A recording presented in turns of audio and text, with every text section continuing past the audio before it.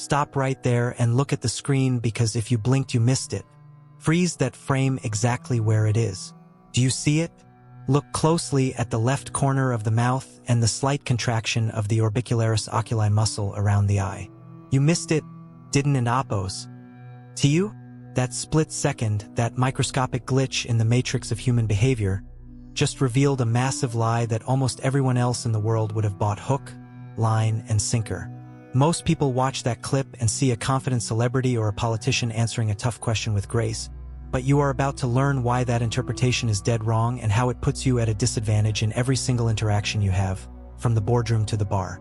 That tiny facial twitch is what we in the business call a leakage of intent, a subconscious betrayal by the limbic system that screams the truth even when the vocal cords are weaving a complex fabrication. The reason you missed it is not because you aren't and oppose T-smart, but because you have been biologically and socially programmed to listen to words rather than observe realities.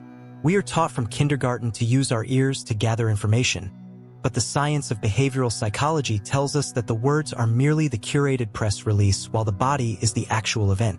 What you just witnessed in that 3-second clip is the difference between getting played and being the player, the difference between signing a bad contract and walking away from a disaster, and the difference between knowing your partner is truly happy or just placating you to avoid an argument. In the next 55 minutes, I am not just going to give you a list of fun facts to share at parties. I am practically downloading 20 years of behavioral psychology, counterintelligence interrogation techniques, and evolutionary biology directly into your brain so you never get played again. We are going to dismantle the illusion of social masks. We are going to strip away the polite fiction of conversation and give you the X-ray vision that top-tier profilers, FBI hostage negotiators, and elite poker players used to read the room before a single word is spoken. You need to understand that this ISN and oppose, T-magic and at ISN and oppose, T-intuition, it is a hard science based on the anatomy of the human nervous system. When that person in the clip lied, their brain had to work overtime. Lying is cognitively expensive. It requires the neocortex to construct a false reality, maintain consistency with that reality, and suppress the truth simultaneously. This cognitive load creates a traffic jam in the brain, and when the brain gets overwhelmed, the body starts to leak information. That little twitch you missed, that was the pressure valve releasing. That was the autonomic nervous system taking over to manage the stress of the deception. Most people walk through life completely blind to this data stream. They are operating on a 56K modem in a fiber optic world. They are listening to the lyrics while ignoring the music, and the music is where the emotion lives.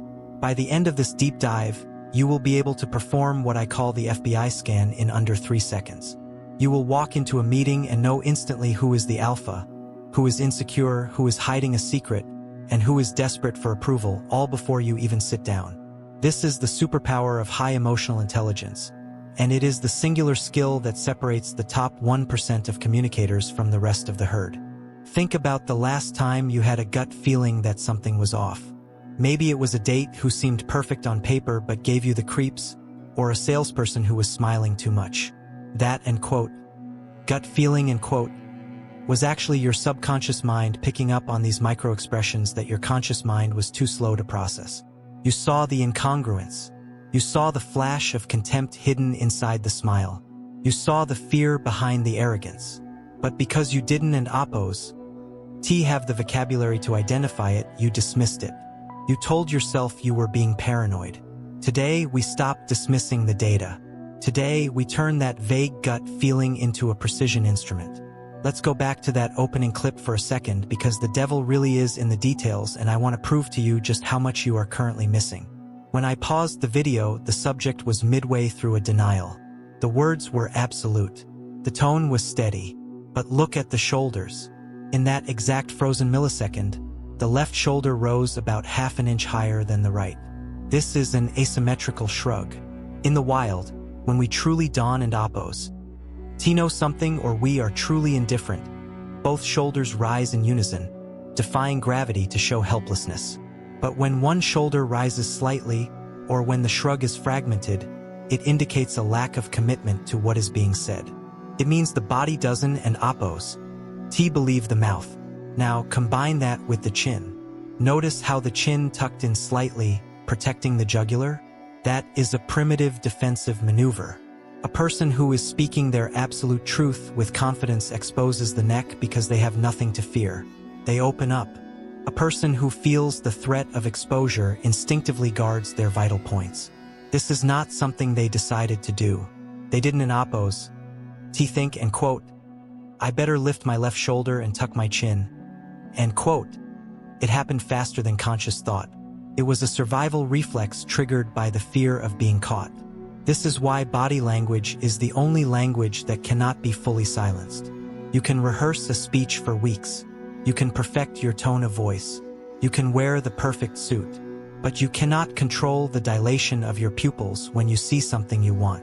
You cannot stop the blood from rushing to your ears when you feel shame. You cannot prevent your feet from pointing towards the exit when you want to leave a conversation. These are the tells. These are the cracks in the armor. And once you know where to look, people become open books. The problem is that we live in a culture that is obsessed with the verbal. We parse emails for hidden meanings. We analyze text messages for hours, wondering why they didn't and oppose. Use an emoji. We record meetings and transcribe them, but we are looking in the wrong place. The famous study by Dr. Albert Mehrabian suggested that words account for only 7% of the emotional meaning of a message, while tone and body language account for the remaining 93%. Even if you argue the specific percentages, the principle remains unshakable. Humans are visual creatures first, and linguistic creatures second. We were reading intent in the posture of a rival tribe member on the savannah long before we invented syntax or grammar. That ancient software is still running in your brain, buried deep in the amygdala, but it has been covered up by layers of modern social conditioning. We are polite. We are taught to maintain eye contact even when it and oppose. Uncomfortable. We are taught to smile when we are angry. We are active participants in a mutual deception pact where we agree to ignore the physical reality in favor of the social narrative. I am asking you to break that pact. I am asking you to step out of the matrix of polite society and start seeing the raw code. This ISN and oppose. T about being cynical. It is about being safe. It is about protection. How much money would you have saved if you noticed the subtle lip compression of the contractor who promised he could finish the job under budget? How much heartbreak would you have avoided if you recognized the blocking behavior? Crossed arms, crossed legs, purse on the lap of the person you were trying to date, realizing they were closed off to you from the very first minute. Ignorance is not bliss. Ignorance is a vulnerability.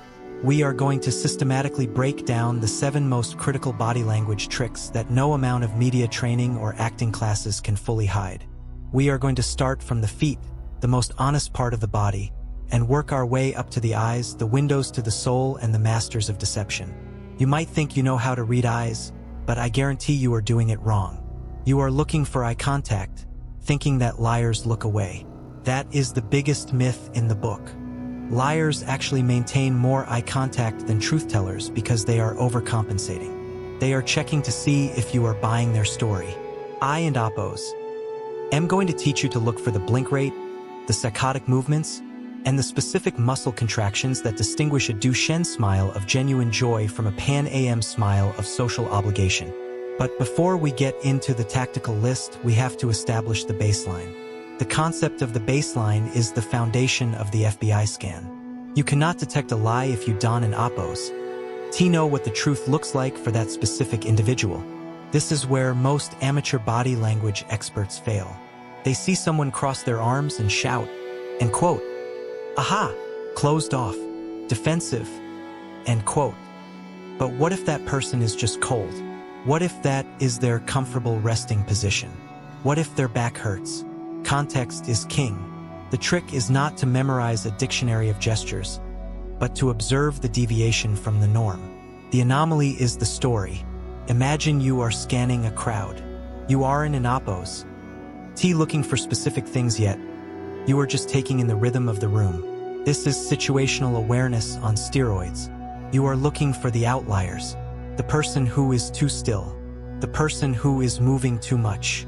The person whose facial expression freezes for just a beat too long after the joke is over.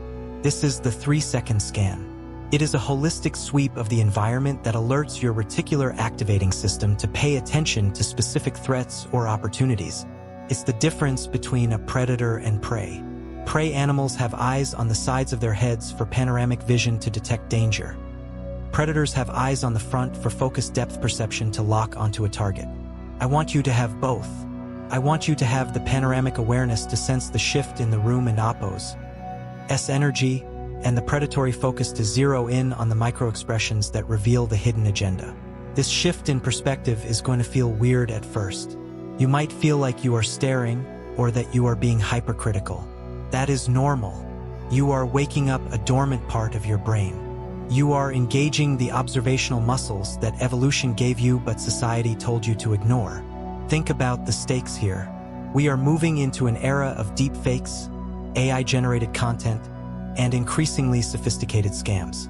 The ability to discern truth from fabrication is becoming the most valuable currency in the digital age. But while technology can fake a voice or a video, it cannot fake the real-time, high-pressure physiological response of a human being standing in front of you. The body doesn't and Oppos know how to lie. It only knows how to survive. When we feel threatened, we freeze, flight, or fight. In a modern social setting, we can and Oppos run away, and we can and Oppos punch someone, so those impulses get sublimated into micro-behaviors. The and quote, flight and quote, response becomes feet pointing towards the door. The end quote, fight and quote, response becomes a tightening of the jaw or a narrowing of the eyes. The and quote, freeze and quote, response becomes the sudden cessation of hand gestures. These are the echoes of our primal ancestors playing out in the corporate boardroom. By learning to read these echoes, you are essentially hacking the human operating system. You are gaining access to the admin panel of social interaction. So when I say in quote, read people like a book, and quote, I don an Oppos, means skimming the dust jacket. I mean analyzing the font, checking the binding, and reading between the lines of every single page. The 7 tricks we are about to cover are not parlor tricks. They are diagnostic tools. They are the keys to the kingdom of human connection. If you master these, you will not only spot liars, but you will also become a better leader because you will see when your team is burnt out before they say a word. You will become a better partner because you will notice the subtle signs of distress in your loved ones before it turns into a crisis. You will become a better negotiator because you will know exactly when the other side has reached their limit. This is about empathy as much as it is about detection. It is about understanding the human condition in its rawest, most unguarded form. So, clear your distractions, put your phone on Do Not Disturb, and lean in. We are about to dissect the anatomy of the lie and the architecture of the truth.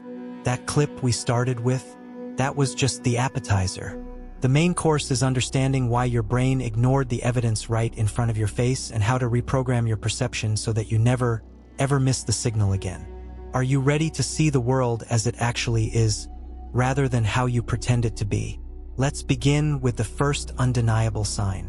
Stop scrolling and look at me right now because I need you to admit something painful before we go any further. You think you are observant. You think you have this Sherlock Holmes intuition where you can glance at someone across a bar or a boardroom and instantly download their entire emotional state like you are scanning a QR code. You have watched a couple of crime dramas, maybe you saw a video on TikTok about micro-expressions, and now you walk around thinking you are a human lie detector. But here is the brutal reality check that is going to sting a little bit but ultimately save your social life. You are currently legally blind when it comes to reading human behavior. You are not reading people. You are hallucinating. You are projecting your own insecurities, your own fears, and your own biases onto other people and calling it insight.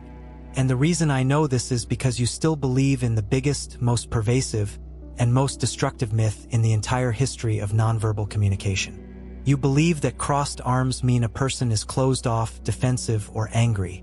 If you have ever thought, oh, he crossed his arms, he must disagree with me, or she crossed her arms, she is not interested in what I am saying, you have fallen into the trap of the single signal fallacy and it is ruining your interactions. Let's dismantle this right now. Why do humans cross their arms? If you look at the mechanics of the human body, crossing your arms is actually a self-soothing mechanism. It is a way to comfort ourselves. It is a hug that we give to ourselves when we are feeling a little bit chilly or just physically tired.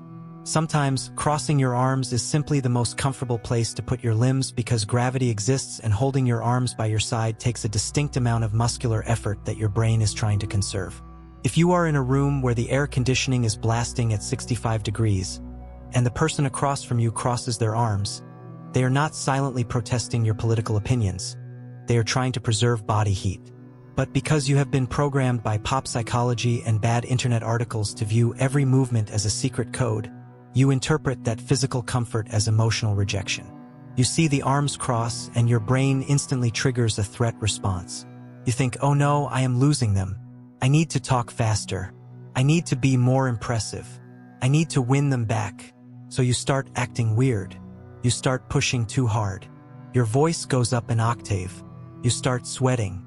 And now, the other person actually does become uncomfortable, not because of whatever they were thinking before, but because you just started acting like a malfunctioning robot. You created the awkwardness that you thought you spotted. This is the tragedy of body language blindness. You are reacting to signals that do not exist, and in doing so, you create the very outcome you were trying to avoid. This brings us to the fundamental concept that is missing from your toolkit, the missing link that separates the people who guess from the people who know. It is called the baseline. If you take nothing else away from this, burn the word baseline into your neural pathways. You cannot identify a deviation if you do not know the norm. Think about a lie detector test, a polygraph machine. What is the very first thing they do? They do not just strap you in and ask if you killed the guy. They ask you your name. They ask you where you live. They ask you, is today Tuesday? They are establishing your baseline physiological response to truth and boredom. They need to know what your heart rate looks like when you are calm so they can see what it looks like when you are stressed.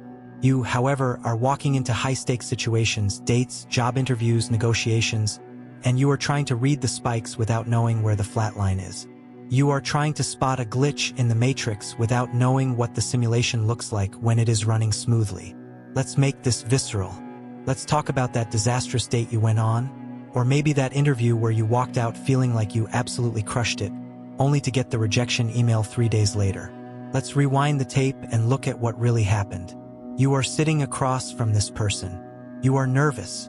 Your adrenaline is spiking. You are hyper-aware of everything. You are looking for signs that they like you. You want validation. This person, let's call them Alex, starts tapping their foot. Tap, tap, tap. Your brain, which is currently swimming in a cocktail of cortisol and hope, latches onto that foot tapping. You read a book once that said foot tapping indicates impatience and a desire to leave. So you think, oh God, Alex is bored. Alex hates this. I am boring Alex. I need to change the subject. So you abruptly switch topics from your passion for travel to something you think is safer, like the weather or your job. You kill the vibe. You stop being authentic. You go into damage control mode. But here's what you didn't in Oppos. T-no, because you didn't in Oppos. T, establish a baseline. Alex has ADHD. Or Alex drank 4 espressos before meeting you because they were nervous too. Or Alex is a drummer and they are subconsciously tapping out the rhythm of the song playing in the background. For Alex, foot tapping is their baseline. It is their idle animation. It means absolutely nothing about their emotional state regarding you. But because you didn't in Oppos, T, take the first 5 or 10 minutes of the interaction to just observe them in a neutral state, to see how they move when they are just ordering water or looking at the menu. You misinterpreted their baseline behavior as a negative signal. You treated a constant variable as a sudden shift. This is why you are blind. You are taking snapshots without looking at the whole movie. You are judging a single frame of data without understanding the context of the entire hard drive. When you fail to establish a baseline, every single movement becomes a Rorschach test for your own insecurities. If you are insecure about your intelligence, you will interpret their silence as them thinking you are stupid. If you are insecure about your attractiveness, you will interpret their lack of eye contact as them finding you ugly. In reality, they might just be a quiet person who processes information internally, or they might be shy. Without the baseline, you are not reading them. You are just reading a mirror reflection of your own anxiety. This is why the most charismatic people, the master communicators, the ones who seem to wrap everyone around their finger, they are never in a rush to judge. They spend the first portion of any interaction just gathering data. They are like scientists collecting samples before they form a hypothesis. They want to know, does this person blink a lot normally? Do they use their hands when they talk about the weather? Do they lean back when they are relaxed? Only once they have that map of, normal, do they start looking for the, abnormal, But it gets deeper. It is not just about the baseline. It is about the mathematics of behavior. This is where we introduce the rule of clusters. This is the antidote to your crossed arms paranoia.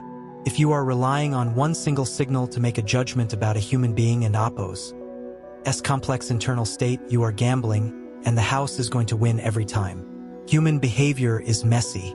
We itch, we twitch, we adjust our underwear, we react to sudden noises. If you see someone touch their nose, it might mean they are lying, or it might mean their nose itches. If you bet your entire strategy on that one nose touch, you are an amateur. The rule of clusters states that you should never, ever make a judgment until you see at least 3 distinct signals that all point to the same emotion, happening within the same short time frame. This is the difference between a coincidence and a pattern. 1 signal is an accident. 2 signals is a coincidence. 3 signals is a behavior. Let's go back to that scenario with Alex. If Alex crosses their arms, you do nothing. You file it away. That is 1 data point. Maybe it is cold. But if Alex crosses their arms, and they turn their torso away from you towards the exit, and they purse their lips into a thin line, now you have a cluster. You have a triad of signals. The arms block the chest, defense. The torso turns signals a desire to escape, avoidance. The pursed lips signal withholding opinion or disapproval, rejection. Now, and only now, do you have the statistical significance to say, okay, something is wrong here. The energy has shifted. This is not a guess anymore. This is a triangulation of data. The rule of clusters forces you to slow down. It forces you to stop jumping to conclusions. It forces you to be present in the moment because you have to wait for the evidence to mount up. Protects you from your own bias. It is impossible to fake a cluster unless you are a trained actor, and even then it is difficult. Person can fake a smile. They can fake eye contact. But can they fake a smile while keeping their feet pointed toward you, while keeping their palms open, while keeping their breathing steady? That is the level of calibration you need to be operating at. Most people are walking around with a single variable equation in their head. If X, then Y. If look down, then lying. If smile, then happy. This is kindergarten logic applied to quantum physics. Human beings are contradictory layers of trauma, desire, physical discomfort, and social conditioning wrapped in a meat suit. We are constantly broadcasting mixed signals. The rule of clusters is your filter. It strains out the noise, the itchy nose, the cold draft, the uncomfortable chair, and leaves you with the pure signal of emotional intent. When you combine the baseline with the rule of clusters, you stop being a spectator in your own life and you start becoming the director. You stop reacting to false alarms. You stop sabotaging moments that were actually going well because you got paranoid about a random twitch. Think about the power dynamic shift that happens when you actually apply this. When you are no longer frantically scanning for approval, you become more grounded. When you are taking the time to establish a baseline, you appear more confident because you are listening and observing rather than just waiting for your turn to speak. You are giving the other person space to be themselves, which ironically makes them feel more comfortable and opens them up more. You become a safe space because you are not jumping down their throat every time they break eye contact. You are understanding the language of their body better than they do. This is not about manipulation. Let's be very clear about that. This is about empathy. True empathy is accuracy. You cannot be empathetic to someone if you are misreading their emotions. If you think they are angry when they are actually sad, your reaction will be wrong, and they will feel misunderstood. If you think they are arrogant when they are actually insecure, you will treat them with hostility instead of kindness. Reading people correctly using the baseline and the rule of clusters is the highest form of respect you can pay to another person because it means you are taking the time to actually see them, not just the cartoon version of them your brain invented. So you have to strip away the old programming. You have to delete the, in quote, body language dictionary, in quote, you have in your head where every gesture has a fixed definition. That dictionary is garbage. Burn it. Replace it with a system of dynamic observation. You are looking for changes, not static poses. You are looking for deviations from the baseline, and you are waiting for those deviations to arrive in groups of 3. This is the rigorous standard of evidence you need to hold yourself to. Until you have that cluster, you assume nothing. You stay open. You stay curious. You stay in the pocket. This is how you stop being blind. This is how you take off the blindfold that has been causing you to stumble through your relationships and your career. But knowing this theory is only the first step, because even if you spot the cluster, even if you see the deviation, the next question is the most dangerous one of all. What do you actually do about it without blowing your cover? Because the moment they realize you are analyzing them, the game is over, the shields go up, and you are back to square one. You need to know how to test your hypothesis without them ever knowing they are being tested. You need to know how to probe the baseline to see if it holds up under pressure. Let's crack open the skull and look at the machinery running the show, because if you want to read people like a book, you have to stop looking at the cover and start looking at the operating system. We are diving straight into level 1, which is the most primitive, honest, and unshakable part of human behavior, the limbic system.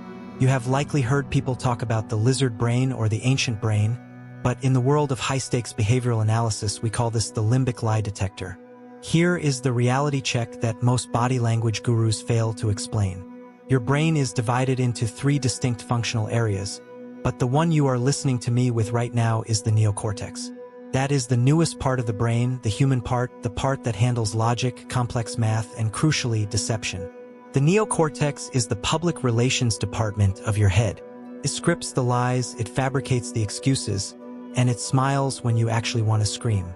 But underneath that thick layer of high processing computing power sits the limbic system, and here is the golden rule you need to tattoo on your frontal lobe. The limbic system does not know how to lie. It literally cannot do it. It is evolutionarily hardwired for one thing and one thing only, which is survival. It reacts to the world in real time, instantaneously, without checking with your logic center first. When a loud noise goes off, you flinch before you even know what the noise was. That is the limbic system taking the wheel to save your life. Because this system bypasses the, in quote, thinking, in quote, brain, the physical behaviors it produces are the rawest, most authentic data points you will ever get from another human being. We are going to break down the 3 fundamental survival responses that this system triggers, which you know as freeze, flight, and fight, but we are going to strip away the textbook definitions and look at how they manifest in a modern world where the predators aren't and oppos, saber-toothed tigers anymore, but are uncomfortable questions, jealous partners, and intimidating bosses. Let's start with the first response, which is actually the most misunderstood one. Everyone talks about fight or flight, but they forget the most important one, which is freeze. Evolutionarily, the freeze response happened before you ran and before you fought. If you were walking through the tall grass 200,000 years ago and you heard a twig snap, you didn't oppose. Immediately sprint because movement attracts the eye of the predator. You froze. You went into total lockdown to become invisible. In the modern concrete jungle, we don and oppose. Freeze to hide from lions, we freeze to hide from exposure, shame, and anxiety. This manifests in what we call the turtle effect. You have seen this 1,000 times without realizing what you were looking at. Picture a corporate boardroom or a dinner table. Someone drops a piece of bad news or asks a highly specific, accusatory question like, "Who left the door unlocked?" Watch what happens to the shoulders of the people in the room. The limbic system, sensing a threat to status or safety, instantly commands the trapezius muscles to contract, pulling the shoulders up toward the ears. At the same time, the head sinks lower. This is the turtle effect. It is a biological attempt to hide the head within the shell of the shoulders. But why does the brain do this? It's not just to look smaller. It is a subconscious protection mechanism for the carotid arteries and the jugular vein in your neck. These are the supply lines to your brain, and your survival instincts prioritize protecting them above all else. When someone feels weak, insecure, or caught in a lie, their shoulders will rise and stay there, creating a physical manifestation of the phrase losing your neck. If you ask someone a direct question and you see their neck disappear as their shoulders hike up toward their ears, you have just triggered a deep-seated limbic freeze response. They are feeling exposed. They are feeling like prey. The beauty of the turtle effect is that it is almost impossible to control consciously because the trapezius muscles are incredibly reactive to emotional gravity. The higher the shoulders, the higher the insecurity. Once the brain realizes that freezing ISN and APOs working or that the threat is persistent, it moves to the next stage of the survival protocol, which is avoiding the input altogether. This brings us to one of the most reliable indicators of discomfort in the human repertoire, which is eye blocking. We have been doing this since the day we were born. Think about a baby in a high chair. If you try to feed that baby mashed spinach and they don an APOs want it, what do? They shut their eyes tight or turn their head away. They are operating on a primitive logic that says if I can and APOs see it, it doesn't and APOs exist.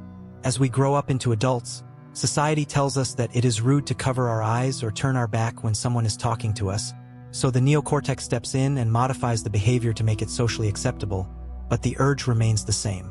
This is why you see eye blocking in the form of rubbing the eyelids, pinching the bridge of the nose with the eyes closed, or simply keeping the eyes closed for a fraction of a second too long during a blink. This is the brain's way of blocking out visual data that is causing cognitive dissonance or emotional pain. When you tell someone bad news, or when you catch someone in a lie and present them with the evidence, watch their eyes. If they rub their eye with a finger, or if they lower their eyelids and keep them there while they answer, they are subconsciously trying to erase you or the situation from their visual field. It is a momentary respite for the brain, a micro-vacation from a reality they do not want to accept. You will see this constantly in high-profile interviews. When a celebrity or politician is asked about a scandal, notice how often their hand comes up to touch their eye or brow as the question is asked. That is the limbic system screaming, I do not want to see this. It is a powerful tell because it usually precedes a deceptive or carefully crafted answer. The eye block is the pause button before the spin. It is also fascinating to note the variation called the squint. When we see something we don an APOs like our pupils constrict to let in less light, and we squint to physically sharpen our focus on the threat, but also to protect the eye itself. If you are pitching an idea to a client and their eyes narrow slightly, even if they are nodding and saying yes, their biology is screaming no. They are blocking the visual input of your proposal because something about it feels threatening or wrong to their survival instincts. Now, let's go deeper into the aftermath of the stress. When the freeze response passes, and the brain is swimming in cortisol and adrenaline, it needs a way to regulate itself. This is where we see pacifying behaviors. This is the gold standard for reading nervous energy. The limbic system is a closed loop of energy. When stress builds up, it has to be released physically, or the system overheats. To calm itself down, the brain directs the hands to touch the body in specific areas that are rich in nerve endings, specifically triggering the release of calming neurochemicals like oxytocin. The most common and potent version of this is neck touching. The neck is a vulnerability superhighway. It contains the vagus nerve, which is one of the most important nerves in the body for regulating heart rate and stress levels. When a person is feeling overwhelmed, anxious, or threatened, you will often see their hand shoot up to cover the dimple at the base of their neck, the suprasternal notch. Touching this area or massaging the neck muscles physically stimulates the vagus nerve, sending a signal to the heart to slow down. It is a self-administered tranquilizer. Men tend to cover the neck more robustly, grabbing the back of the neck or massaging the sides, often masking it as a stretch. Women, socially conditioned differently and often wearing necklaces, will frequently touch the suprasternal notch or play with a necklace in that exact area. This ISN and APOs, just fidgeting. This is the brain attempting to self-soothe. But there is an even more specific version of this pacifying behavior that you need to watch for, and that is the collar pull. This is pure evolutionary biology meeting modern fashion. When the fight or flight response kicks in, your body temperature rises. This is biological preparation for physical exertion. Your muscles are getting warm, your heart is pumping blood, and you are literally heating up. In a social situation where you cannot run and you cannot fight, that heat becomes trapped. The subconscious reaction is to ventilate. You will see people hook a finger into their shirt collar and pull it away from their neck, often stretching their neck at the same time. They are literally trying to let the heat escape. This is why the phrase "hot under the collar" exists. It is not a metaphor. It is a physiological reality. If you are pressing someone for the truth and they suddenly pull their collar or adjust their scarf to loosen it, their internal thermostat just spiked because of the stress of the interrogation. They are trying to cool down the cognitive load. It is crucial to understand that pacifying behaviors are not instant proof of lying, but they are definitive proof of stress. They are proof that the brain is working overtime to manage a threat. If you ask a calm question and get a pacifying response, you have hit a nerve. You have found a topic that the limbic system perceives as dangerous. Let's layer on the nuance of the face-touching pacifiers, because this is where the internet gets it wrong. People think touching the nose is a sign of lying because of the Pinocchio effect. While there is truth to the erectile tissues in the nose swelling with blood during stress, creating an itch, the act of touching the face is primarily about comfort. The face is densely packed with nerve endings. Stroking the cheek, rubbing the forehead, or touching the lips provides high tactile feedback that distracts the brain from emotional distress. Think about the Rodin statue, the thinker. He is supporting his chin, hand on his face. This is a pacifying posture for deep cognitive load. When someone is thinking hard or struggling to come up with a lie, the cognitive load is heavy, and they need that tactile support.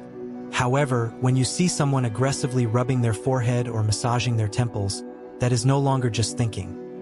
That is the brain trying to process a severe conflict. It's a sign that the internal hard drive is crashing and they are trying to reboot. You have to look for the cluster. Is the person exhibiting the turtle effect, protecting their neck while simultaneously eye-blocking? That is a limbic scream.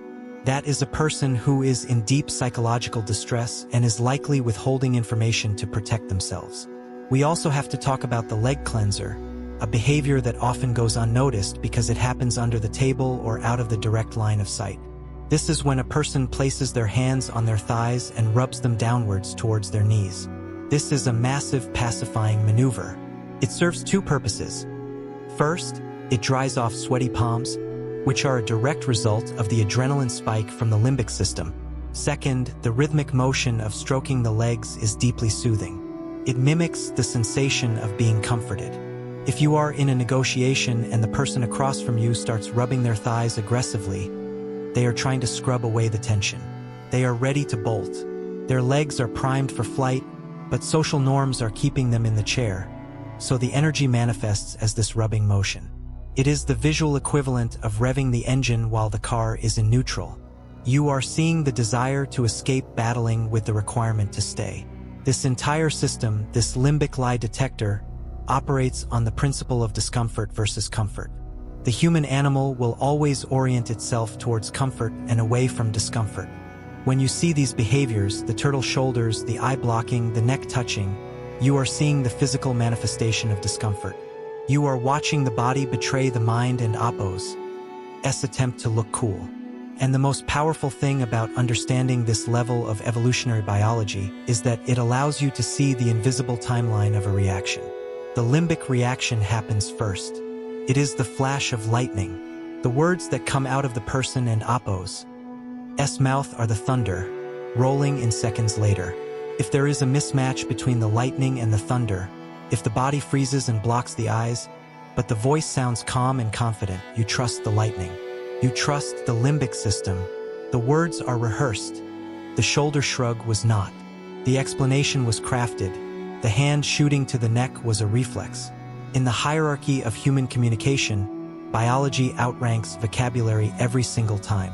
When you start looking for these unconscious tells, you stop listening to the story people are trying to tell you and you start watching the story their DNA is forcing them to reveal. You are tapping into millions of years of survival instinct that no amount of media training or poker face practice can fully suppress, because you cannot fight your own nervous system and win. You have been told your entire life to look people in the eye to find the truth, to watch for microexpressions, to analyze the way they smile or the way they blink. But I am telling you right now that looking at the face is the absolute worst way to read a human being, because the face is a liar. We are going to completely shift your perspective downward all the way to the floor, to the most honest part of the human anatomy, which is the feet. This sounds ridiculous at first glance because we are culturally conditioned to ignore everything below the neck, but consider the biological hardware you are working with. The human face is extremely heavy on connections to the neocortex, the part of the brain responsible for higher-order thinking, complex language, and, most importantly, deception. You have spent decades training your face to lie. When you were 3 years old and your grandmother gave you a pair of socks for Christmas instead of a toy, your parents whispered in your ear to smile and say thank you, forcing you to override your genuine disappointment with a mask of gratitude. You have been practicing facial manipulation for tens of thousands of hours, learning to smile when you are angry, to look interested when you are bored, and to nod when you have absolutely no idea what is going on. You are a master of facial deceit, and so is everyone else you meet. But here is the kicker, the absolute glitch in the matrix that you can exploit. Nobody trains their feet.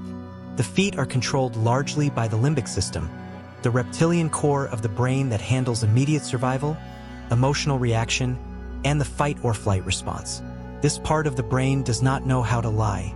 It only knows how to react to threats and opportunities in real time. For millions of years of human evolution, before we had language or social etiquette, our feet were the primary determinant of whether we lived or died. If there was a rustle in the grass that sounded like a predator, your limbic brain didn't oppose.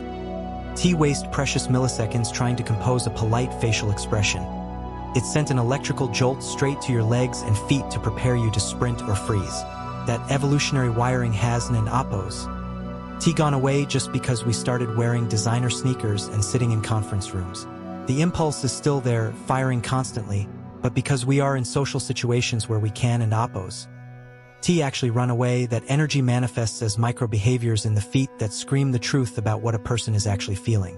While their face is busy reciting a rehearsed script, their feet are acting out their raw, unfiltered internal monologue. This is why you can have a conversation with someone who looks calm, composed, and engaged, but if you look under the table, their feet look like they are running a marathon. That is the leakage. That is the cognitive dissonance manifesting physically.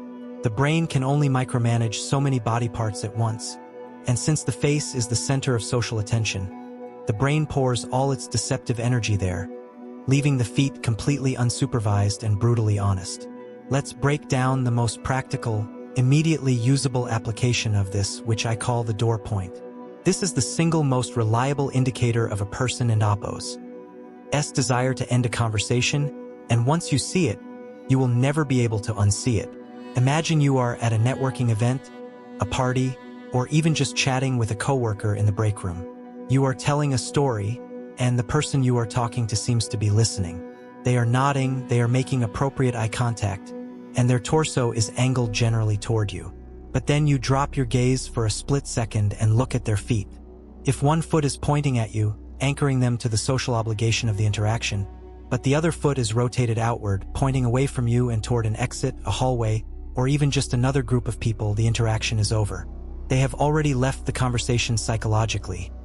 Their body is just waiting for a polite break in the sentence to catch up. This is called ventral denial in a partial state. Their belly button might still be facing you, which is the social sign of engagement, but the foot is the lead car in the train of intention. The limbic brain has decided, and quote, I am uncomfortable, and quote, or and quote, I am late, and quote, or and quote, I am bored, and quote, and it has prepared the body for locomotion in the direction of escape. This happens because of the intention movement loop. Before you take a step, your brain has to shift your weight and orient your lead foot toward the destination.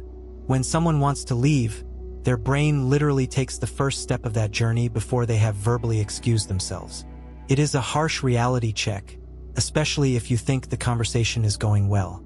You might be in the middle of a pitch or a date, thinking you are crushing it because they are smiling, but that foot pointing toward the door is the reality. It is the subconscious screaming, and quote, get me out of here, and quote. If you notice this, the most high-status, socially intelligent move you can make is to stop talking and release them. You say something like, and quote, I know you in oppos. Busy, so I want an oppos. Keep you, and quote, and watch the immense relief wash over them. They will think you are a mind reader, but really, you just read the map they drew for you on the floor. It saves you from being the person who lacks self-awareness, the person who keeps talking to a captive audience that is desperate to escape. This applies to groups as well. If you approach two people talking and you want to know if you are welcome to join, watch their feet. If they turn their torsos to greet you but keep their feet planted in place, creating a closed circle, they do not want you there. It's a polite rejection. But if they shuffle their feet to open up the formation, creating a physical space for you in the circle, that is genuine acceptance. The feet dictate the geometry of social inclusion. Now let and oppose flip the script from negative avoidance to positive excitement. We need to talk about the happy feet phenomenon, or what is technically known in behavioral psychology as gravity-defying behavior. When humans are happy, truly happy, we have an innate biological urge to defy gravity. Think about seeing a friend you haven and oppose. Seen in years. You throw your arms up. Think about winning a championship. You jump in the air. Think about good news. You feel and quote, uplifted, end quote. This language ISN and oppose. Metaphorical. It's physiological. Positive emotions give us a surge of energy that fights the pull of the earth. Conversely, when we are sad or defeated, we end quote, feel down and quote. We slump, we drag our feet. We succumb to gravity. But in a seated conversation, or a professional setting where jumping for joy would make you look insane, this gravity-defying energy gets condensed into the feet. This is where you see the heel bounce, or the toes pointing upward. Let's analyze the end quote, bouncing heels end quote. First, you have seen this a million times. Someone is sitting down, and their legs are vibrating, their heels bouncing up and down off the floor rhythmically. Now, context is key here. Sometimes this is just nervous energy or caffeine overload, but often, specifically when it starts in reaction to a piece of information, it is a sign of suppressed excitement. It is the body saying, end quote, I am thrilled, end quote, while the social brain says, end quote, sit still, end quote. Imagine you are playing poker. You are watching your opponent. The flop comes down, and their face is stone cold. They are wearing sunglasses. They are a statue. But you look under the table, and suddenly their heels are bouncing. They have a monster hand. Their limbic system is celebrating a victory that hasn't and oppose. Happened yet, and the energy has to go somewhere. If they were bluffing or had a weak hand, the instinct would be to freeze, to become small, to limit movement to avoid detection. The rhythmic bounce is a leakage of high-confidence energy. Even more subtle and telling is the toe-up gravity defiance. This happens when a person in oppose heels stay on the ground, but their toes lift up toward the ceiling. This is a very specific, unconscious signal of positive emotion and openness. You will often see this when someone hears something that validates their opinion or when they see someone they have a romantic interest in. It is almost as if the feet are trying to reach up and join the excitement of the face. If you are on a date and you are wondering if they are genuinely into you, don and oppose. Look at their smile. Look at the shape of their feet. If they are sitting with their legs crossed and the hanging foot is pointing up or bouncing slightly, that is a green light. If the foot is dead still or tucked tightly behind the calf of the other leg in a locked position, that is a sign of withdrawal or defensiveness. The end quote, locked ankle end quote, is the enemy of the end quote, happy foot, end quote. When people are anxious, defensive, or holding back negative emotion, they will often lock their ankles together beneath a chair or wrap one foot around the other leg. This is the body bracing for impact, literally securing itself to the ground to prevent being knocked over by a metaphorical attack. It is the visual opposite of the happy, gravity-defying foot. This deep dive into the feet requires you to change your observational habits, which can be tricky because staring at someone in oppose's shoes can look strange if you are not subtle about it. You have to develop your peripheral vision. You don and oppose. Need to stare. You just need to sweep. When you sit down, take a mental snapshot of their baseline position. Are their feet crossed? Are they flat on the floor? Then, look for deviations from that baseline as the conversation progresses. Did they suddenly uncross their legs and point a foot at the door when you mention the budget? Did they suddenly start bouncing their heel when you mention the weekend plans? The shift is where the data lives. It is the change in state that tells you what the brain is thinking. This is crucial in high-stakes negotiations where verbal yes and no's are often misleading. A client might say, and quote, "That sounds interesting," and quote. But if their feet pull back under their chair, effectively retreating from the table, they are lying. They are not interested. They are recoiling. The psychological impact of understanding this is massive because it gives you a second channel of communication that the other person is broadcasting on without realizing it. It allows you to address the elephant in the room before it tramples you. If you see the, and quote, door point, and quote, you can speed up your story or change the subject to re-engage them. If you see the, and quote, happy feet, and quote, you know you have hit a nerve of passion and you should double down on that topic. You become a conversational conductor, guiding the interaction based on the true emotional state of the other person rather than the mask they are presenting. You stop being an NPC in the conversation and start seeing the code. And remember the gender differences and cultural variances that overlay this biological hardwiring. For example, women are often socially conditioned to sit with legs crossed or ankles locked more frequently than men due to modesty norms, so a crossed leg ISN and oppose. T always a defensive signal, it might just be a baseline habit. This is why establishing a baseline is critical. You are looking for the break in the pattern. If a man who has been sitting with his legs sprawled out suddenly crosses them tightly and tucks his feet back when you ask him about his whereabouts last night, that is a massive red flag. That is the limbic system going into defensive mode, protecting the ventral area, the vital organs, and preparing for a verbal fight. The feet are pulling the body into a fortress.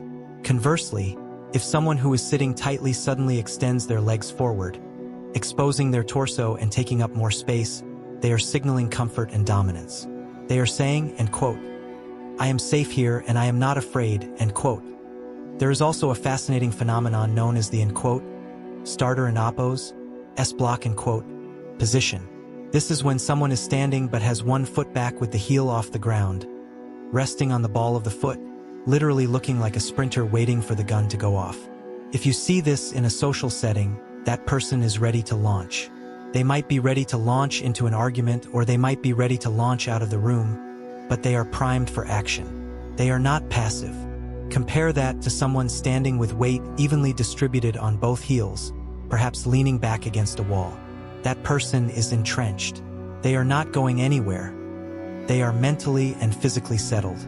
The difference between the, end quote, starter and oppose, S-block, end quote, and the, end quote, lean, end quote, tells you everything about the person in oppose, S energy level and intent without them saying a word. You have to realize that most people are completely oblivious to this.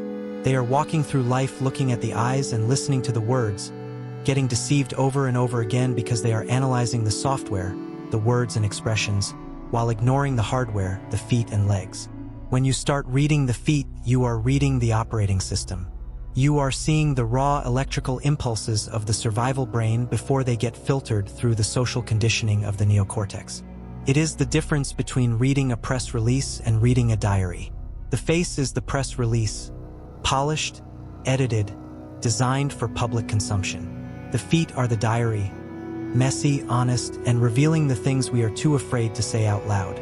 So the next time you are in a conversation that feels a little off, or you are trying to figure out if someone is actually happy to see you, stop looking for the answer in their smile. Drop your gaze. Look at the angle of the toe, the bounce of the heel, the direction of the instep. That is where the truth is hiding in plain sight. Welcome to the deep end of the social ocean, the level where the sharks swim and where the real game is played, because while amateurs are looking at facial expressions, the masters of human behavior are looking at the geometry of power and the invisible lines of dominance drawn in every single room you have ever entered. This is level 3, power dynamics and the ventral front, and if you master this, you stop being a participant in the social hierarchy and you start being the architect of it, seeing the matrix code that dictates who gets the promotion, who gets the date, and who gets ignored. We have to start with the most primal biological imperative that dictates human connection, a concept that evolutionary psychologists and interrogation experts call the ventral front, which is essentially the front of your body from your collarbones down to your pelvic bone, housing your heart, your lungs, your digestive system, and your reproductive organs. This is the most vulnerable real estate on your body because millions of years ago, before we had laws and police and HR departments, exposing this area to the wrong person meant death.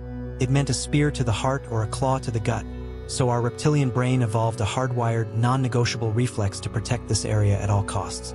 This leads us to the first massive tell that you need to spot, which is ventral denial, a behavior that screams rejection louder than any verbal insult ever could, occurring when someone seemingly engages with you but subtly pivots their torso away from you. You have definitely been in a situation where you walk up to a group of two people talking, or you approach someone at a networking event, and they turn their head to smile at you, they nod, they might even say hello, but their shoulders and their belly button remain locked in a different direction. Most people interpret the smile as acceptance, but the torso is the truth teller, because the brain is saying that while social politeness requires me to acknowledge your presence with my face, my survival instinct and my genuine interest do not trust you enough or value you enough to expose my vital organs to you. This is the phenomenon of the pivot, and once you see it, you will never be able to unsee it because it happens in every uneven interaction. Think about a time you were stuck in a conversation you wanted to leave. Maybe a guy at a party was boring you or a salesperson was too aggressive, and you didn't oppose. You want to be rude, so you kept eye contact, but check your memory of your body, because I guarantee your feet were pointing toward the exit and your chest was angled 45 degrees away from them, creating a wedge of empty space that serves as a psychological shield. This is ventral denial in action, and it is the clearest indicator that you do not have the person and oppose's full attention or respect. When you are on the receiving end of this, you need to understand that you are hitting a wall, and pressing forward with the conversation while their ventral side is denied to you will only lower your status further, making you look socially uncalibrated and desperate for validation. The power move here, ISN and oppose, T to talk louder or try harder, it is to recognize the denial and physically step back or mirror their angle, showing that you are not a threat and that you are also not desperate for their frontal engagement, which often paradoxically causes them to turn back toward you because you have demonstrated high social intelligence. But ventral denial is just the defense mechanism. Now we need to talk about the offense, the way high-status individuals project power before they even open their mouths, and this brings us to the concept of the space claimer. In the animal kingdom, size equals power, and since we are just hairless apes wearing designer clothes, our brains are still scanning for who is taking up the most volume in the environment. High-status individuals, or those who perceive themselves as dominant in a specific context, will engage in what behaviorists call splaying, which is the act of expanding the limbs to occupy the maximum amount of surface area possible. This is not just about being comfortable, it is a territorial display that sends a chemical signal to everyone in the room that this person feels safe enough to lower their guard and large enough to defend their resources. Watch the CEO in a meeting or the alpha of a friend group at dinner and look at their elbows. Are they tucked into their ribs, or are they flared out, resting on the backs of the chairs next to them? Are their legs crossed tight like a tangled wire, or are they opened up, claiming the floor space? This is the space claimer, and it triggers a psychological submission response in others because we are hardwired to make way for the larger object. On the flip side, we have the low-status shrink, the turtle mode, where a person minimizes their footprint to avoid conflict, tucking their feet under the chair, rounding their shoulders forward to protect the heart, and keeping their elbows glued to their sides. This shrinking is a cortisol response, the stress hormone telling the body to make a smaller target. And when you do this, you are subconsciously telling the world that you are prey, that you are not a threat, and crucially, that you do not believe you deserve the space you are inhabiting. The fascinating thing about space claiming is that it works in reverse, meaning that if you intentionally take up more space, if you drape your arm over the empty chair next to you or widen your stance while standing in line for coffee, your brain actually begins to produce more testosterone and less cortisol, hacking your own biology to make you feel more confident. However, there is a danger zone here that we have to address, because if you try to claim space that you haven and oppose, T-earned, or if you splay out like a king in a situation where you are clearly the junior, you don and oppose. T look dominant, you look arrogant and socially unaware, which triggers the group to punish you. The art of the space claimer is about subtle expansion, using the armrests that are yours, standing with your feet shoulder-width apart rather than glued together, and owning the 3 feet of air around your body as if it is your personal property. Now, let and oppose. Sharpen this blunt instrument of size into a laser of intellectual dominance with the third trick, the steepling gesture, which is perhaps the most universally recognized sign of confidence and intellectual superiority.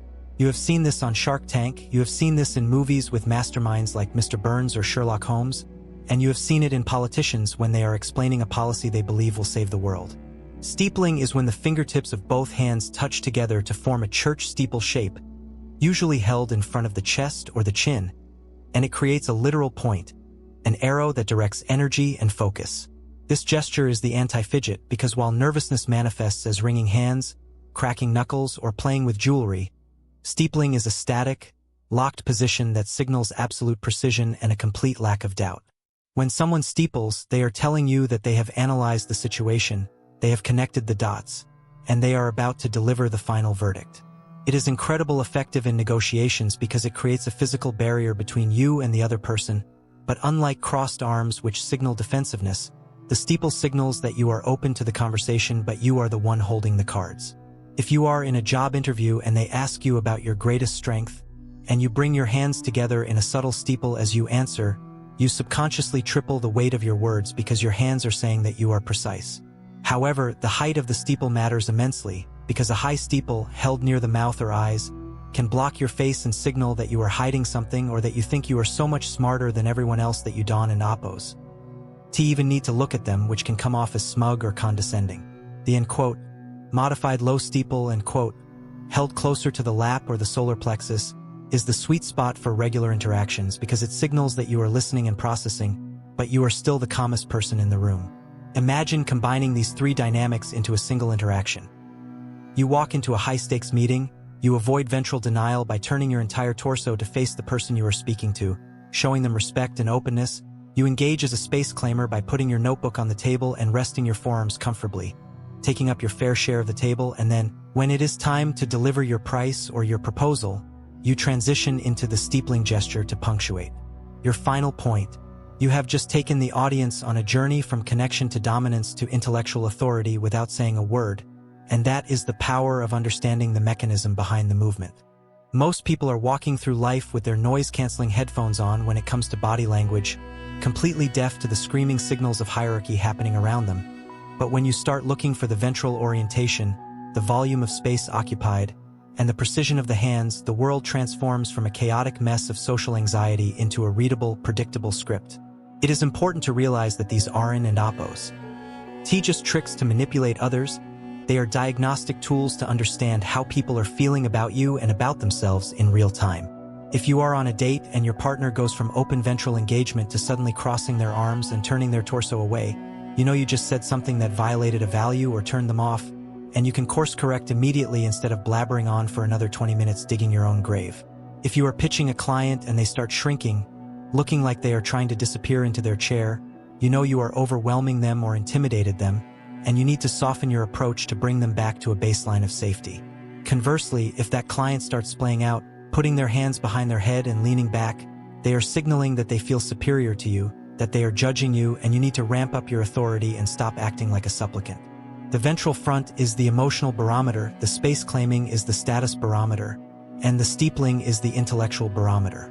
When you learn to read all three simultaneously, you achieve a level of social cognition that feels almost like telepathy. You stop wondering does this person like me? Or am I losing this negotiation? Because the evidence is right there in the angle of their shoulders and the placement of their fingertips. Let's dig deeper into the ventral denial because the nuance here is what separates the novices from the pros. It is not always a massive turn, sometimes it is a micro-adjustment where the hips shift just 10 degrees. This is often visible in the cocktail party triangle where three people are standing in a circle, but if you look closely, two people have their navels pointed at each other, forming a closed loop, and the third person is standing there with their navel pointed at the gap between them. That third person is being excluded, even if the other two are smiling at him, because the ventral energy is a closed circuit that he has an oppos. Been invited into. If you are that third person, you have two choices. You either force a ventral reset by physically moving to a position where they have to turn to face you, effectively breaking their lock, or you recognize the dynamic and walk away to find a group that is actually open. Trying to talk your way into a closed ventral loop is painful to watch because it fights against millions of years of tribal biology that dictates who is in the inner circle and who is on the periphery. Now, apply the space claimer concept to the digital age and the remote work era, because you might think this only applies to in-person interactions, but it absolutely translates to Zoom and video calls. When you are on a webcam, your space is the frame, and low-status individuals often sit too far back, making themselves look tiny and insignificant in the vastness of their messy bedroom background. or they hunch over so only the top of their head is visible. High-status behavior on camera involves filling the frame, positioning the camera at eye level so you aren't in oppose. T, looking up like a child asking for permission, and using gestures that are visible within the box. Even though you aren't in oppose, T, physically in the room, the visual cortex of the person watching you still interprets the ratio of you to background as a measure of your importance. If you are 10% of the screen, you are 10% of the value. If you are 60% of the screen, you are the main character. And regarding steepling, we have to talk about the pistol steeple which is when the index fingers are pointed up like a gun while the other fingers are interlaced. This is an aggressive variant that creates a firing line at the opponent.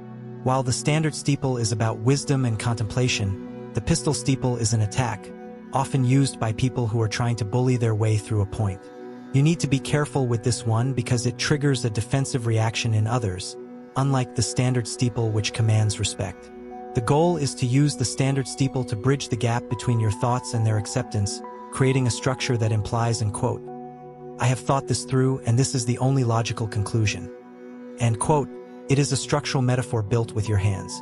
Remember that context is the key that unlocks the true meaning of any of these behaviors, because a person might cross their arms and turn away not because they hate you, but because the room is freezing cold and they are trying to conserve body heat, or they might be splaying out in a chair not because they are dominant but because they have a bad back.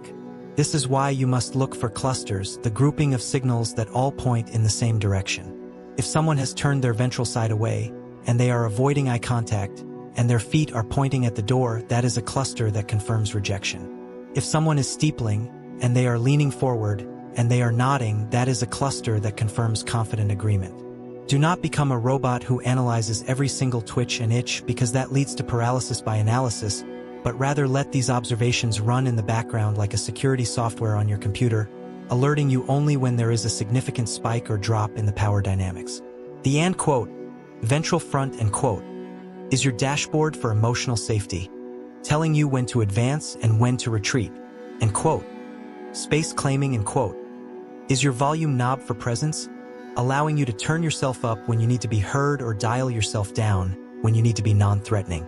And steepling is your punctuation mark, the period at the end of the sentence that turns a suggestion into a fact. By integrating these three, you move from being a passive observer of human nature to an active participant in the social dance, capable of leading the rhythm rather than just stepping on toes. Think about the most charismatic person you know, the one who walks into a party and everyone seems to gravitate toward them like moths to a flame. I guarantee you, without them even knowing it, they are masters of ventral exposure. They turn their whole body to face whoever is speaking, making that person feel like the only human on earth for that moment. They claim space not by shoving people, but by having an open, relaxed posture that invites others into their orbit. And when they get serious, when they switch from party mode to deep conversation, the hands come together, the focus narrows, and the steeple comes out. You can learn this. You can practice this in the grocery line, at the coffee shop, with your family. Start by observing. Watch the couple at the restaurant table next to you. Who is leaning in? Who is turning away? Who is taking up more space? Once you start seeing the matrix, the world becomes a laboratory of human behavior. It is fascinating how the space claimer dynamic shifts when gender enters the equation, because traditionally, societal norms have encouraged men to take up space and women to condense. But in the modern power landscape, we are seeing a massive shift where high-powered female leaders are utilizing arm resting and wide stances to signal authority in boardrooms that were previously boys and oppos clubs. This disruption of the expected visual norm makes the behavior even more powerful. When a woman in a negotiation claims the physical space around her, it subverts the subconscious expectation of smallness and commands a double take from the primitive brain of every person in the room. It signals that she is not playing by the old rules, and that creates an immediate spike in respect. And let and oppos not forget the steepling in the context of silence. The most powerful way to use the steeple is to form the gesture and then say absolutely nothing. Silence is a vacuum that people feel a desperate need to fill, and if you make a steepled hand gesture and sit in silence after asking a tough question, the other person will almost always start talking. often revealing more than they intended because your nonverbal confidence made them feel they had to justify themselves. This is the end quote, steeple of judgment, end quote. And it is a favorite technique of interrogators and high-level negotiators. The end quote. Ventral front, end quote, also explains why open jackets make politicians seem more trustworthy than buttoned-up ones. An unbuttoned jacket exposes the center line of the body, the shirt, the belt, the vulnerable zone, whereas a buttoned suit is a literal layer of armor. When you want to build trust rapidly, unbutton your jacket, open your arms, and expose the ventral side.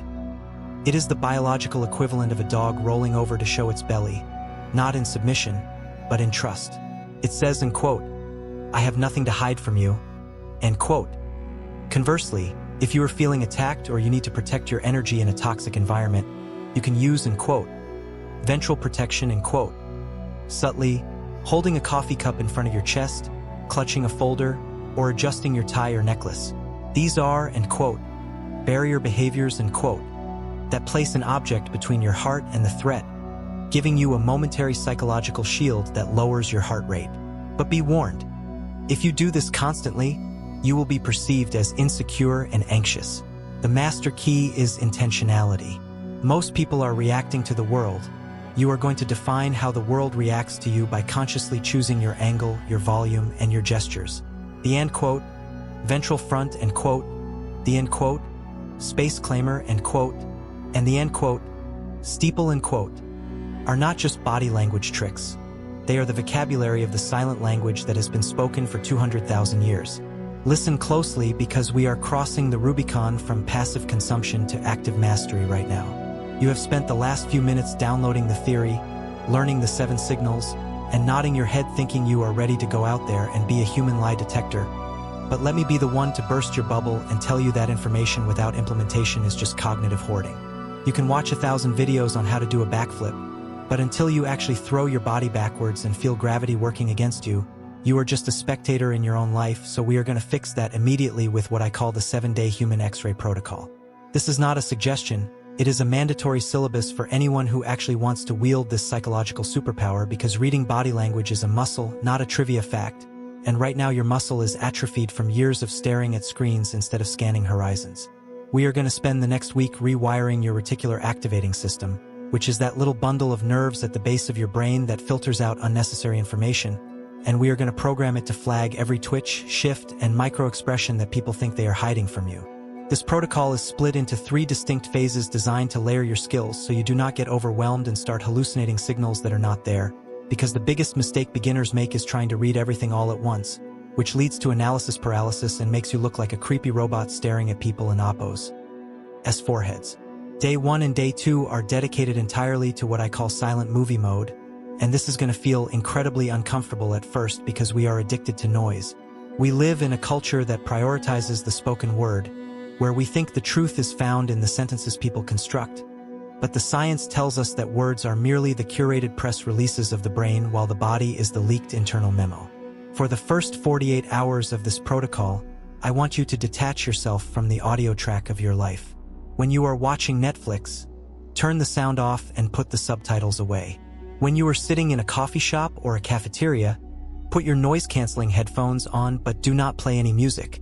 Your goal is to watch human interactions as if they are silent films, forcing your brain to rely 100% on visual data to interpret the emotional context of the scene. You will be shocked at how much more you see when your auditory cortex is not hogging all your processing power. You will start to notice that the couple in the corner who look like they are having a pleasant conversation are actually totally disconnected, with their torsos angled away from each other and their feet pointing toward the exit. You will see the boss on the Zoom call who sounds confident but keeps touching their suprasternal notch at the base of their neck, a classic self-soothing behavior that indicates high stress and vulnerability. During this silent movie phase, your only objective is to identify the baseline, and this is the concept that separates the pros from the amateurs who watch one crime drama and think they are experts. A baseline is simply how a person acts when they are under no pressure, when they are in their natural habitat, functioning at a normal resting heart rate with 0 external threats. You cannot spot a lie or a hidden emotion if you do not know what the person looks like when they are telling the truth. If your friend is a naturally jittery person who talks with their hands and blinks rapidly, Seeing them fidget is not a sign of deception. It is just Tuesday. However, if your stoic, stone-faced colleague who usually sits like a statue suddenly starts tapping their foot and rubbing their earlobe, that deviation from the baseline is a siren screaming that something is wrong. For 2 days, you are just collecting data points, building a mental database of what, normal, looks like for the people in your life so that later, when the stakes are high, you can instantly spot the glitch in the matrix. Once you have calibrated your eyes to see the silent narrative, we move into day 3 and day 4, which is the phase I call the cluster hunt. This is where we stop you from becoming that annoying person who accuses everyone of lying just because they scratched their nose. There is a very dangerous myth in pop psychology that says specific gestures have specific universal meanings, like the idea that crossed arms always means someone is closed off or angry. But that is absolute nonsense, because sometimes people cross their arms because the room is cold or because they do not have pockets and they do not know what to do with their hands. To avoid these embarrassing false positives, we implement the rule of 3, which states that you should never judge a person in oppo's internal state until you observe a cluster of at least 3 different signals that all point to the same conclusion within the same short time frame. Think of it like a court of law where 1 piece of circumstantial evidence is not enough to convict, but 3 pieces of DNA evidence make it an open and shut case. During days 3 and 4, you are not allowed to draw a conclusion until you can mentally tick off 3 distinct behaviors. Let's say you are pitching an idea to a potential client and you want to know if they are actually buying what you are selling. You look for the cluster. Signal 1 might be a genuine Duchenne smile where the eyes crinkle at the corners. Signal 2 might be an open torso where they uncross their arms and expose their chest, signaling comfort. Signal 3 might be a slight head tilt to the side, exposing the carotid artery, which is a primal sign of engagement and trust. When you see those 3 things together, you have a verified cluster, and you can proceed with confidence. Conversely, if you are on a date and you see the person check their phone, that is just rude. But if you see them check their phone, purse their lips until they disappear, and turn their feet toward the door, you have a negative cluster that tells you the date is effectively over and you should probably ask for the check. This phase is about discipline and patience, training yourself to wait for the full picture to develop before you react, which gives you a massive tactical advantage because while everyone else is reacting to the first thing they see, you are waiting for the truth to reveal itself in high-definition 4K resolution. Now we arrive at the most exciting and interactive part of the week, day 5 through 7, which is active testing. Up until now, you have been a passive observer, a fly on the wall, but now you are going to become the scientist running the experiment. This is where you learn to intentionally break rapport to test the strength of a connection. It sounds counterintuitive because we are always taught to build rapport, but you cannot measure the strength of a magnet unless you try to pull it away. The technique we are going to use here is called the lean back and quote method, and it leverages the power of mirror neurons, which are the brain cells that fire both when we perform an action and when we see someone else perform that same action. When 2 people are deeply connected and on the same wavelength, they will naturally mirror each other's body language like a synchronized dance. If you lean in, they lean in. If you take a sip of your drink, they take a sip of theirs. This is usually subconscious, but you are going to make it conscious. Here is the drill for the final 3 days of the protocol. When you are in a conversation that seems to be going well, I want you to intentionally disrupt the physical flow. If you have been leaning in and showing high engagement, I want you to suddenly but smoothly sit back in your chair, expand your space, and adopt a more relaxed, detached posture. Do not check out of the conversation verbally, keep the dialogue flowing, but physically withdraw. Then watch what happens in the next 10 to 20 seconds. If the person unconsciously adjusts their posture to mirror you, if they lean back or relax their shoulders to match your new state, you have confirmation that they are deeply psychologically synced with you. They are following your lead because their mirror neurons are screaming at them to stay in alignment with you. However, if you lean back and they stay frozen in their position, or worse, they lean further in to bridge the gap you just created, it shows a disconnect. If they stay rigid, they might not be as engaged as you thought. If they chase you by leaning in, they might be seeking approval or feeling insecure. This active testing phase is what turns you from someone who just watches things happen into someone who makes things happen. You are testing the invisible tether between you and another human being. It is a subtle power move that gives you immediate feedback on where you stand in the social hierarchy of that interaction without you ever having to ask a desperate question like, "Do you like me?" Or, "Do you agree?" And quote, you are getting the answer from their autonomic nervous system, which is incapable of lying. During these 3 days, you should also experiment with micro-movements. Try crossing your legs and seeing if they do the same. Try lowering your voice to a near whisper and see if they lean in to capture the sound, which indicates they value your words, or if they just say and quote, what? End quote, loudly breaking the spell. You are poking the reality of the social dynamic to see if it is solid or if it is just a facade. I know that right now this feels like a lot to remember, and the reality is that under stress, your brain will want to default back to its old operating system. You will forget to look for baselines, you will jump to conclusions without a cluster, and you will be too scared to test the connection. That is why I have created a cheat sheet for you. I have condensed this entire 7-day human X-ray protocol into a single-page, high-contrast PDF checklist that you can keep as a screenshot on your phone. It breaks down the daily objectives, gives you the specific red flags to look for, and includes a quick reference guide for the most common clusters so you can check it in the bathroom before a big meeting or a date.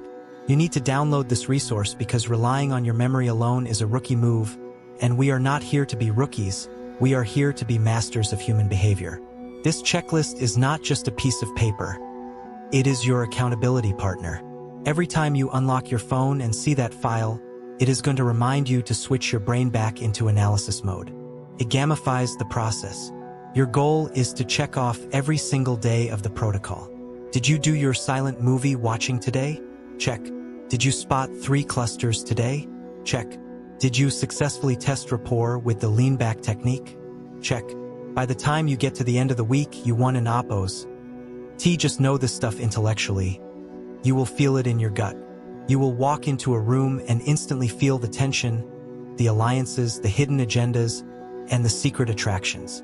You will see the invisible threads that connect people and the walls they build to keep others out. It is a permanent upgrade to your social operating system. The beauty of this protocol is that it turns every mundane interaction into a masterclass. Standing in line at the grocery store becomes a laboratory. A boring staff meeting becomes a psychological thriller. You stop looking at your phone to kill time and start looking at people to gain intelligence. And let me be clear, this is not about manipulation. It is about empathy and clarity. When you can truly see what people are feeling, even when they are trying to hide it, you can respond to their reality rather than their mask. You can comfort someone who is silently suffering, you can back off when someone is silently overwhelmed, and you can push forward when someone is silently screaming and quote, yes, and quote, that is the ultimate value of becoming a human X-ray. It is not just about catching liars. It is about connecting with the truth. So, get the checklist, start day 1 immediately, and do not let another conversation go by where you are flying blind. The world is broadcasting in high definition, and it is time you finally learned how to tune in. Now that you have these 7 keys in your arsenal, we need to have a serious, unfiltered conversation about what you are actually going to do with this new superpower, because the moment you step away from the screen and walk back into the real world, you are going to realize that the matrix has fundamentally glitched, and the way you perceive every single interaction, from the barista handing you your coffee to the high-stakes negotiation with your boss, is going to be radically different. Most people click on videos like this because they want to play detective or because they want to catch a liar in the act, thinking that body language is some sort of weaponized gotcha game where you can corner people into confessions. But if that is the only way you use this information, you are missing the entire point of human connection, and you are wasting the most valuable aspect of social intelligence. We have spent the last few minutes dissecting micro-expressions and gravity-defying limb movements, but the ultimate truth is that reading people ISN and oppos about manipulation or gaining an unfair tactical advantage over someone who is trying to hide their cards. It is actually about developing a profound, almost uncomfortable level of empathy that allows you to hear what people are screaming at you without them ever saying a single word. When you look at someone and you see that pacifying neck scratch or that subtle foot shift toward the door, you are in an oppos. Just seeing a and quote, tell and quote. That reveals deception. You are seeing a human being who is experiencing a spike in cortisol, a human being who is currently uncomfortable, anxious, or feeling unsafe, and your job ISN and oppos to exploit that discomfort, but to recognize it and ask yourself why their brain has suddenly shifted into a fight or flight response in the middle of a casual Tuesday conversation. This is the difference between a master communicator and a social sociopath, because the master uses these cues to bridge the gap, to de-escalate tension, and to make the other person feel understood in a way that feels almost like magic to them, while the amateur uses it just to keep score. Think about the last time you felt truly misunderstood, where you were saying, in quote, "I and Oppos am fine," in quote, but inside you were screaming for help or validation, and nobody saw it because everyone around you was too busy looking at their phones or thinking about what they were going to say next.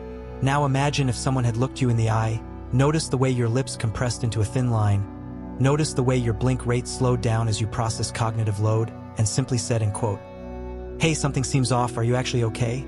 End quote. That feeling of relief of being seen is the most powerful drug in the human experience, and you now have the prescription pad in your pocket.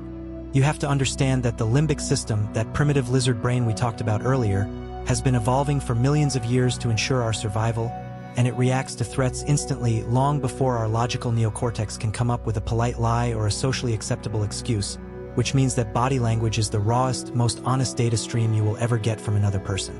When you ignore that data, you are essentially agreeing to participate in the lie, but when you acknowledge it, even silently, you are stepping into a realm of truth that 99% of the population is completely blind to. Let's prove this to you right now by closing the loop on that clip we showed you at the very beginning of this video. The one that probably looked like just another boring celebrity interview or a standard press junket when you first watched it with your untrained eyes. Rewind your mental tape back to that opening hook where the celebrity was laughing off the rumors about their marriage ending or their business collapsing. And at the time, you probably just saw a smile and heard a confident voice and thought nothing of it. Maybe you even thought they looked happy. But now, I want you to look at that exact same clip with your new X-ray vision and dissect what is actually happening on the screen, because once you see it, you will never be able to unsee it, and it will haunt you in the best way possible. Look at the moment the interviewer asks the pressure question, and freeze the frame in your mind immediately after the question lands but before the celebrity answers. Do you see it now? Look at the shoulders. In that first viewing, you missed it, but now you can see that slight, asymmetrical rise of the left shoulder, the gravity-defying behavior that screams uncertainty. We talked about how we don an Oppos. T-shrug when we are confident, we stand firm. But that tiny quarter-inch rise is the limbic system betraying the confident words that are about to come out of their mouth. Now zoom in on the hands which were resting on the table. At the start of the video, they looked relaxed, but look closer at the knuckles. They are white. That is the pacifying behavior of gripping or anchoring, holding onto a solid object because the emotional turbulence inside is making them feel untethered. They are literally holding onto the table for dear life while their face is projecting a rehearsed smile. And speaking of that smile, look at the eyes. We told you about the Duchenne smile, the genuine smile that engages the orbicularis oculi muscles and creates those little crow and Oppos' feet at the corners of the eyes. Look at that celebrity again. The mouth is smiling, the teeth are showing, maybe even too much gum is showing, which is often a sign of forced performance. But the eyes are dead. They are wide, unmoving, and completely disconnected from the joy the mouth is trying to sell. That is a predatory smile or a fear grin, masquerading as happiness. And finally, look at the feet. The camera angle barely caught it, but if you look at the bottom of the frame, you can see the lead foot pointing directly toward the backstage exit. Their torso is facing the camera. Their words are directed at the audience, but their primitive brain has already decided to leave the room. When you watched that clip 3 minutes ago, you saw a confident star shutting down rumors. Now, you see a terrified human being who is desperately trying to maintain a facade while their entire physiological system is screaming in quote, "Get me out of here." End quote. You have just gone from being a passive observer of life to an active analyst of human behavior. This transformation is what we call the, in quote, red pill, in quote, moment of social dynamics, because now that you know the 7 tricks, every date you go on, every business meeting you sit in, and every family dinner you attend will be rich with subtext that used to fly right over your head. You will know when your date is actually attracted to you not by what they say, but by whether they expose the vulnerable parts of their neck or wrists. You will know when your boss is actually considering your promotion not by their verbal promise, but by whether they mirror your posture when you lean in to make your pitch. You will know when your child is hiding something not by their denial, but by the way they suddenly start soothing themselves by rubbing their legs or covering their suprasternal notch. This brings us to a critical realization about value density and the economy of attention in the modern world. You have just invested your time in learning a skill that separates the leaders from the followers, because the followers are always reacting to the surface-level noise, the words, the tweets, the headlines, while the leaders are reading the currents underneath. But here is the catch, and it is a massive one that most, gurus, will never tell you because they want you to think one video is enough to fix your entire life.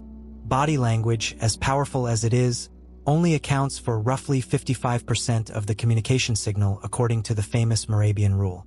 That means you are now a master of the visual, you can see the truth, but you are still missing a massive chunk of the puzzle because you haven't and oppose yet learned how to decode the audio.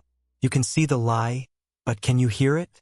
Can you detect the microtremors in the vocal cords that happen when the throat tightens up from stress?